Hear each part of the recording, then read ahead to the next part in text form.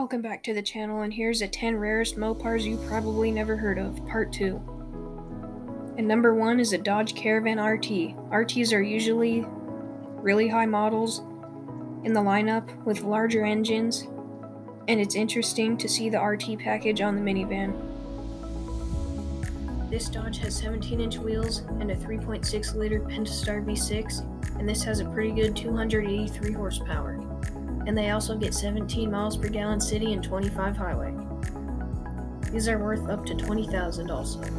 Number 2 is a 1975 and 1976 Dodge Bighorn. I find it crazy that Dodge made a semi. They actually only made 250 Bighorns, and they had a 400 horsepower Cummins. There were multiple Dodge semis made in the 60s and 70s, including all of the types, but the Bighorn is the largest semi made by Dodge.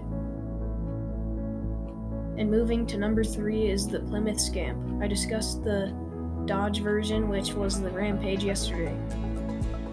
And this is the Plymouth version. Same specs as a Rampage, and I'll put a link in the description for the Rampage video. But the Scamp did have a GT model. These had a red line on the side of the truck, and it was only made in 1983. Next is a Dodge D100 Dude. These were extremely rare, and only about 2,000 were made for 1970 and 1971. They had a stripe on each side, and the colors were usually bright, like yellow, green, or red.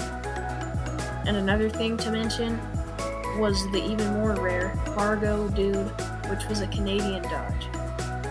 Number 5 is the second generation Dodge Challenger. Most people know about the first gen made from 1970 to 1974. And the third generation Challenger made from 2008 to present.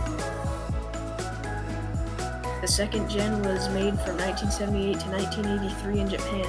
These cars didn't look bad, and it even had a Challenger emblem that was cursive, like on the old and new ones. And they were based on the Mitsubishi.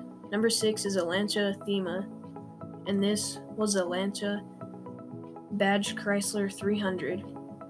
And something weird is that this was made at the Brampton plant in Ontario, Canada, where the Challenger and Charger is made. And what doesn't make sense is these were built in North America but not sold in North America. It was sold in the UK and Ireland from 2011 to 2014. And I almost like it better than the regular 300 because it's so unique. Anyways, number 7 is a Chrysler Aspen and Durango hybrid. These had 345 horsepower and 380 pound-feet of torque. They were all-wheel drive and got 20 miles per gallon combined, and they both have a 5.7-liter Hemi. Number 8 is a Chrysler turbine car. Only 55 were made, and 5 of them were prototypes. It had an A831 gas turbine engine with a 3-speed torque flight transmission. It had 130 horsepower and 425 pound-feet of torque. Next is a 1978 and 1979 Dodge Magnum GT, and what's special about this car is that it has a T-top roof. And these did have a V8 with a 3-speed automatic, and some of these do have different types of stripes. And the last Mopar on the list is the 1973 Jeep CJ5 Super G, and only 300 were made. They have very cool stripes on every panel, and there are different stripe colors and exterior colors, like yellow with orange and white stripes, and blue with light blue and red stripes. And that's all of the Mopars on the list. Tell me in the comments which is your favorite.